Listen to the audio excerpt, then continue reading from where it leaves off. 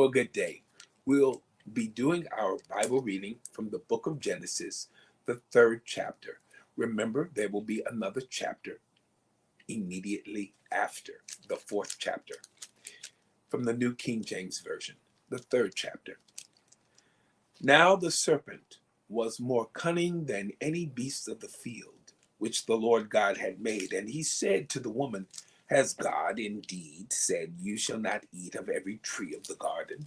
And the woman said to the serpent, We may eat the fruit of the trees of the garden, but of the fruit of the tree which is in the midst of the garden, God has said, You shall not eat it, nor shall you touch it, lest you die.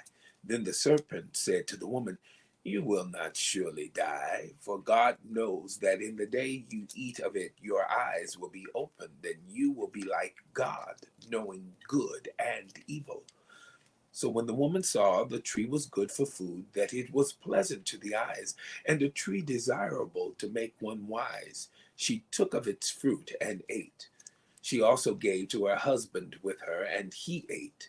Then the eyes of both of them were opened, and they knew that they were naked. And they sewed fig leaves together and made themselves coverings. And they heard the sound of the Lord God walking in the garden in the cool of the day. And Adam and his wife hid themselves from the presence of the Lord God among the trees of the garden. Then the Lord God called to Adam and said to him, Where are you? So he said, I heard your voice in the garden, and I was afraid because I was naked and I hid myself. And he said, Who told you that you were naked? Have you eaten from the tree of which I commanded you that you should not eat? Then man said, The woman whom you gave to be with me, she gave me of the tree, and I ate. And the Lord God said to the woman, What is this you have done? The woman said, The serpent deceived me, and I ate.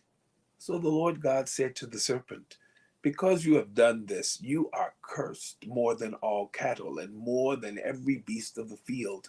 On your belly you shall go, and you shall eat dust all the days of your life. And I will put enmity between you and the woman, and between your seed and her seed.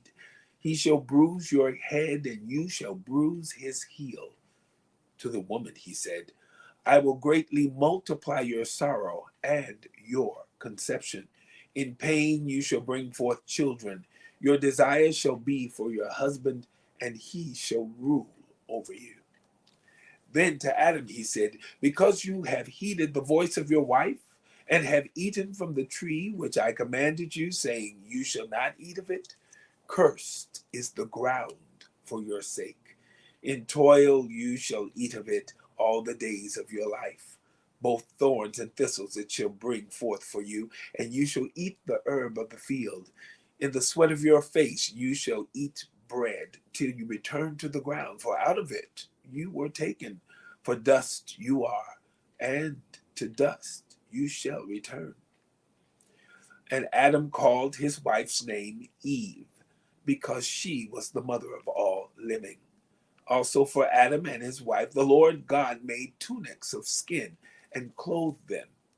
Then the Lord God said, Behold, the man has become like one of us, to know good and evil.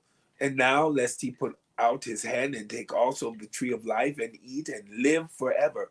Therefore the Lord God sent him out of the Garden of Eden to till the ground from which he was taken.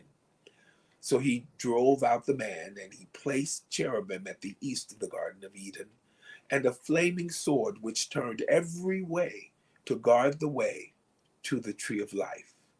The book of Genesis, the third chapter, from the New King James Version. Have a wonderful day.